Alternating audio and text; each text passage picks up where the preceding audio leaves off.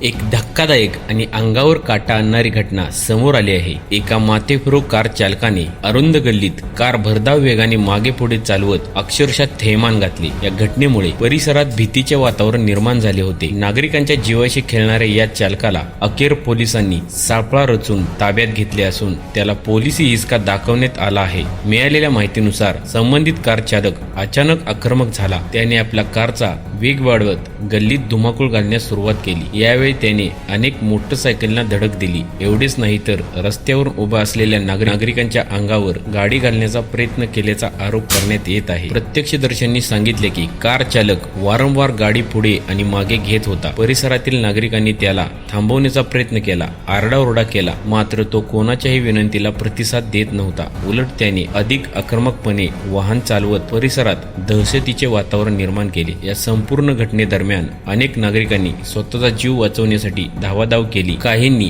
आजूबाजूला उड्या मारत स्वतःचा जीव वाचवला, तर काहींनी सुरक्षित ठिकाणी आश्रय घेतला। या घटनेमुळे परिसरात मोठी खळबळ उडाली होती।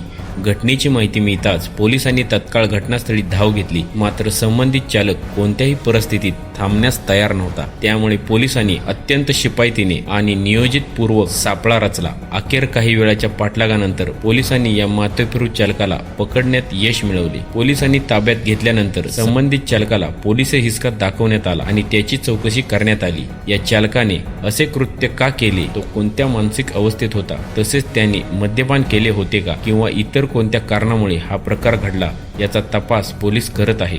दरम्यान या संपूर्ण घटनेचा व्हिडिओ सोशल मीडियावर मोठ्या प्रमाणात व्हायरल होत असून नागरिकांनी अशा बेजबाबदार आणि जीवघेण्या वाहन चालकांवर कठोर कारवाई करण्याची मागणी केली आहे। सुदैवाने या घटनेत कोणतीही मोठी जीवितहानी झाली नसून मात्र काही वाहनांचे नुकसान झाले असून नागरिकांमध्ये भीतीचे वातावरण निर्माण झाले होते। या प्रकरणी पुढील तपास पोलीस करत असून या घटनेशी संबंधित आणखी माहिती समोर येण्याची शक्यता आहे। अशाच महत्त्वाच्या आणि ताज्या बातम्यांसाठी आमचा चॅनल सबस्क्राईब करा आणि व्हिडिओला लाईक करा, शेअर करायला विसरू नका।